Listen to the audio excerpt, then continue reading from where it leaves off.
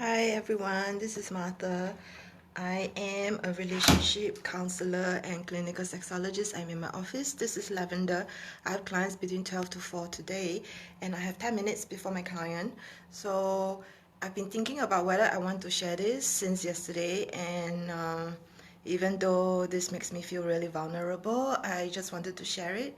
I was also thinking of sharing it in a private Facebook group or even just for ladies, but I really felt compelled to share this. It's been on my mind for the last 24 hours. Okay, so what happened was last year around April, I met this guy and we we basically met, and very quickly we started to make out. I never wanted to have sex with him. I wasn't ready. I had just broken up in a relationship, and so I was just okay with like dating, hanging out, and I was okay with making out a little bit, but I didn't want sex. So he respected me, and we didn't go further. At that point, something in my life happened, and we kind of broke contact. And even though I reached out to him a few times because I like him, he's a nice person, wanted to hang out with him, he just said no. He had also just come out of a relationship, and so I understand that because we are quite different in our age, we also want different things, and so I didn't continue to pursue. But I knew he was interested in me, and he was kind of like, I don't know what you call it, online stalking me, because on WhatsApp you can post images every day. In case you don't know, you can post image. And so what he was doing was he was looking at all the images that I was posting on a daily basis for almost a year. So this year, he was for some reason I needed to contact him, and he was helping me with this thing that I needed help with. And so he's like really gentlemanly and everything. So when we first got in touch last year, he was um, he was basically just wanting to meet to make out, and was always asking or trying to push me for more, which I always said no, and thankfully he respected that. So one of the things that I knew he wasn't interested in anything else than makeup was when I suggested that we do something that is not in his house. We maybe go on a bus ride across the island and just talk on the bus. Um, he didn't want to spend any time with me other than in his house with the possibility of making out, even though we didn't have sex.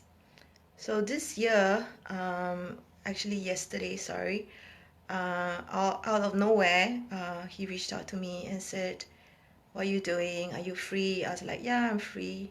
Because I really like him. I want to make myself available if he wanted to chat or something.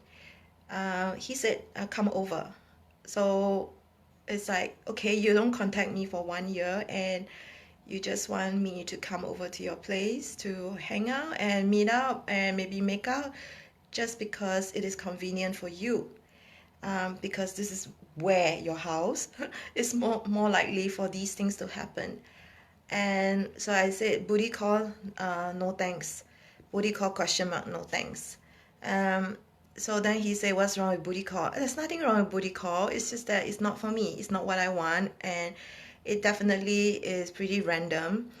Not hearing from this person for more than a year.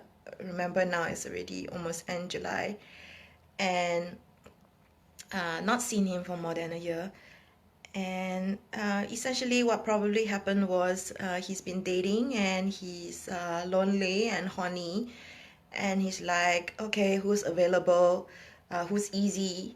And previously, because set the precedent, that I was okay with making out, that he thought I'd just be okay with coming over to his place at his convenience. And so I said no. I said there's nothing wrong with booty call. It's just that it's not for me. And previously, I did reach out to you a few times, and this is not what I do.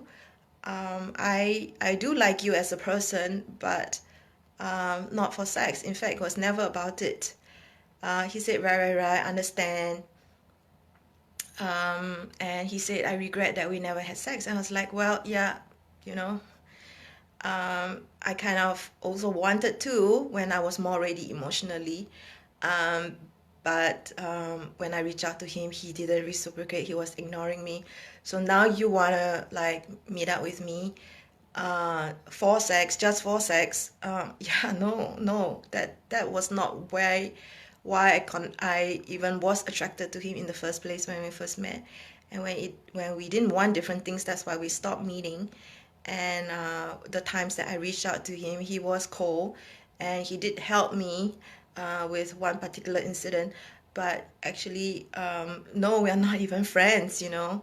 He's not there for me. He doesn't talk to me on the phone or anything like that. So the whole point of making this video is actually just to let kind of like put a shout out to the men and women out there, that actually when you set a precedent and people come back, like 1 year later, it doesn't mean that they have changed. Because of the way you guys interacted, they probably have the same expectations that you are loose or easy or it's convenient for them. And what happened before, the same reasons that didn't make that it didn't work out, probably is the same reasons why they're coming back to you. And the next thing is, please don't lower your standards. Do take care of yourself. Even though I really like this person, he was just not at that mind frame to go into a relationship, because he just came out of a relationship. I was more ready for a relationship than he is, because I'm older and I want a committed relationship. But we wanted different things. 1 year later, we still wanted different things. And just because I am lonely, single, it doesn't mean that I lower my standards to the point that I compromise, bend backwards to the point that I don't like myself, or I detest myself, or I'm embarrassed. So this is kind of the point of me making this video. I have to go. Yeah, my client's here. Okay, so I have to go. So that's the whole point of my video.